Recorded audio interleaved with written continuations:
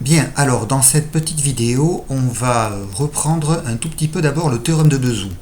Je rappelle la propriété, ce qu'on appelle l'identité de Bezout. Si on a deux entiers naturels AB et leur PGCD D, il existe deux entiers relatifs U et V tels que AU plus BV soit égal à D.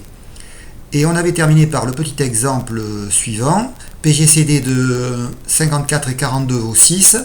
Donc on peut, d'après la propriété de Bezout, trouver U et V entiers naturels tels que, alors entiers naturels même relatifs évidemment, puisque sinon 54U plus 42V ne peut pas faire 6 si U et V sont positifs. Donc c'est 54U plus 42V avec U et V antirelatifs égal à 6. Donc je vous ai dit que le couple moins 3, 4 convenait, il suffit de faire 54 fois moins 3 plus 42 fois 4, ça fait bien 6. Mais la question c'est comment est-ce qu'on trouve ce couple? Alors d'abord, première méthode. Première méthode, c'est la méthode en utilisant la calculatrice. Vous verrez que dans les corrections des exercices pour aujourd'hui, j'ai expliqué un petit peu comment ça marche. Mais là, je vous le rappelle. En fait, ceci c'est une équation à deux inconnus. On peut exprimer l'inconnu U en fonction de l'inconnu V.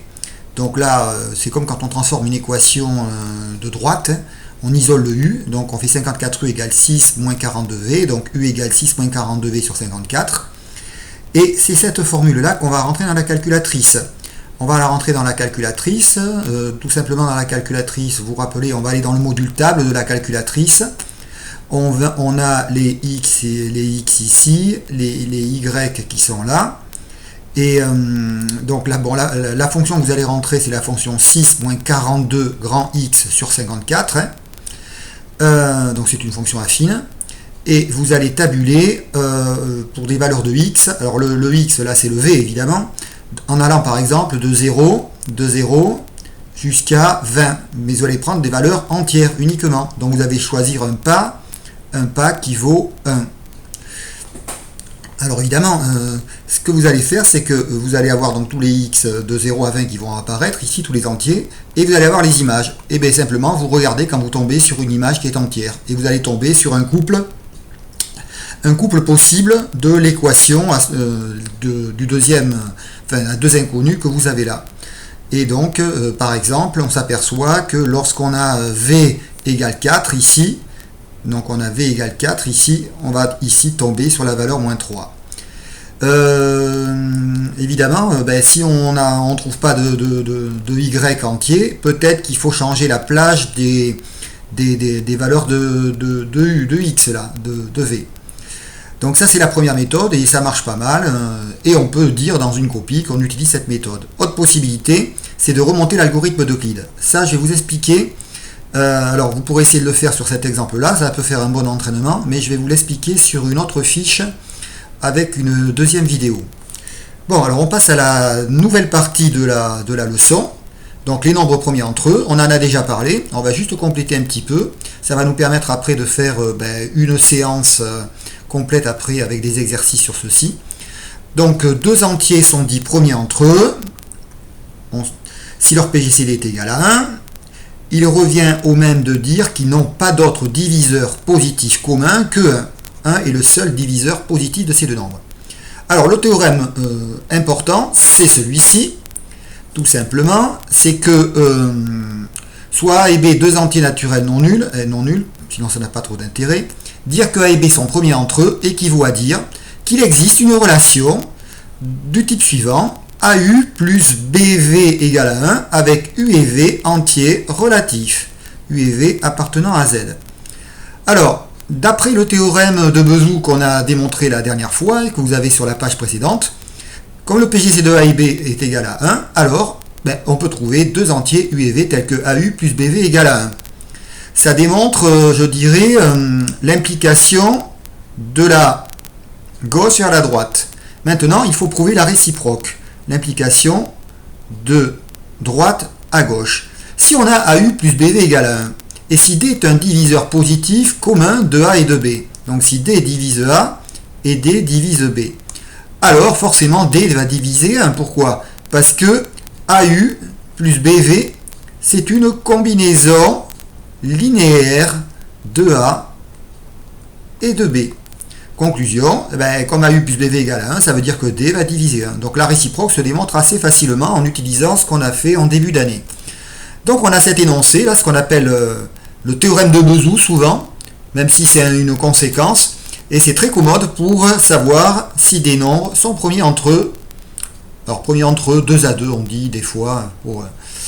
Alors par exemple, si vous prenez ces deux nombres-là, n est un entier naturel, si vous prenez 2n plus 1 et 3n plus 1, vous voyez bien qu'en faisant 2n plus 1 fois 3 et moins 3n plus 1 fois 2, on a les n qui disparaissent, la 6n d'un côté, moins 6n de l'autre, et 3 moins 2, ça fait 1. Donc on a vraiment une relation du type 2n plus 1 fois u plus 3n plus 1 fois v qui est égal à 1. Ça, on appelle ça une relation de Bezout, une identité de Bezout. U et V sont les valeurs 3 et moins 2. Ça prouve directement que 2n plus 1 et 3n plus 1 sont toujours des entiers naturels premiers entre eux. Donc c'est très commode. Et on verra ça en application dans quelques exercices. Propriété, pour terminer, petite propriété, on peut l'utiliser, bon, c'est pas dans tant d'exercices que ça. Si un entier est premier avec deux entiers, alors il est premier avec leur produit. D'accord? Donc on va démontrer ceci. Supposons que A soit premier avec B et C. Donc on va utiliser l'identité de Bezout. On va dire qu'on peut trouver deux entiers U et V tels que AU plus BV égale à 1 et deux autres entiers U' et V' tels que AU' plus CV' égale à 1.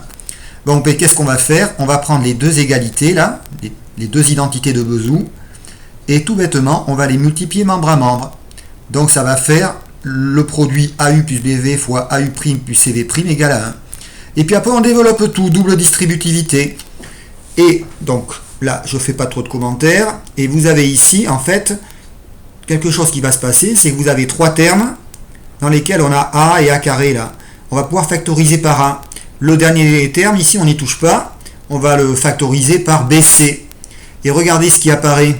Ce qui apparaît, c'est qu'on a A fois toute cette parenthèse là en factorisant. AU' plus CUV' plus BVU' plus BCVV' égale 1. Et donc, qu'est-ce que vous avez? Vous avez une identité de la forme A fois grand U plus, alors là on a fait apparaître BC, donc là on a le A, là on a le BC, plus BC fois grand V égale à 1. Et le grand U, c'est ce nombre-là, un peu compliqué, là, cette somme, mais c'est un entier. Le grand V est aussi un entier. Le grand V, il est là. Conclusion, on a une relation de Bezout. Et donc, on peut utiliser le théorème qu'on a démontré avant.